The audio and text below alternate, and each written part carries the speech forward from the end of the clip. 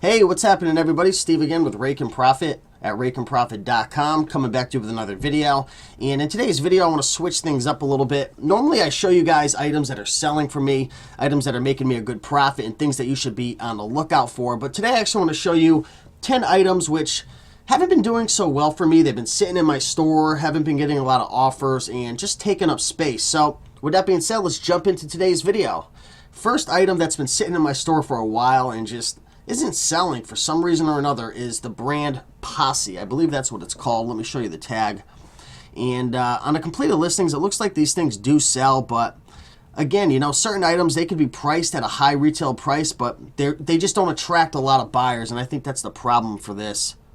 Next item that has been having some difficulty selling is this Orvis shirt. Keep relisting it, keep lowering the price, but for some reason or another, I just can't find that buyer. And you know what the thing is? I think it's, let's see if the picture could work. I think it's just the style. The short sleeve Orvis stuff, I'm starting to come to terms with that. It doesn't sell as well as the long sleeve stuff, the checks and plaids, the wool stuff, the vintage kind of hunting gear. It seems that the outdoor stuff does a lot better than the kind of like the casual Hawaiian look, if you want to put it that way. Here is a brand that usually sells well, but again, it's kind of hit and miss. I find that in the brand Tory Richard, the stuff that's 100% silk, the stuff that's really bright and really detailed in terms of like a floral design does the best. And again, I think I started this at like $29.99. They went down to $24.99. Now I'm down to like $16.99 running a sale, and it's still not selling. And it's only got 21 views, so it just might not be that in demand.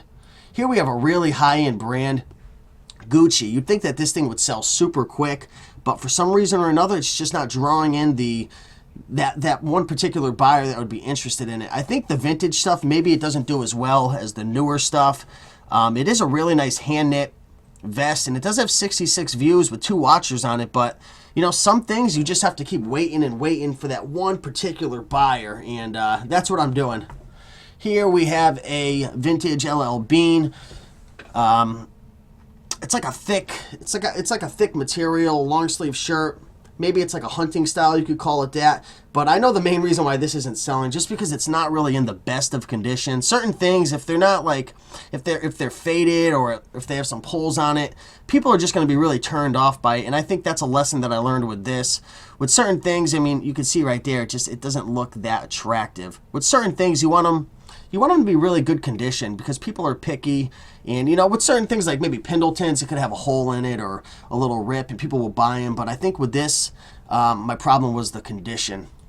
Here we have an item called Roundtree in York, and I paid like $2.99 for this, and I knew it wasn't going to go for that much because it's not a super high-end brand, but it was new with tags. It had a nice little flower design to it. But here's another lesson. It's just the brand. It's not really a super popular brand. There's not many people looking at it.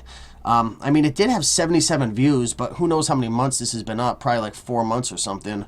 But again, you know, focus on the brand. And like I said before, it's not always about the brand. Like with the Orvis shirt, you saw that, you know, it's a good brand, but it was the style that was holding it back. And it's the same thing with everything. You could have a great brand like Gucci as well, but if the style's not there, if the color's not there, if the size isn't there, then you could be holding on to it for a while. So brand is definitely important, but doesn't mean everything. Here we have oh my gosh, look at these things. A pair of Ralph Lauren corduroy pants, and I'll tell you right now why this isn't selling, the color.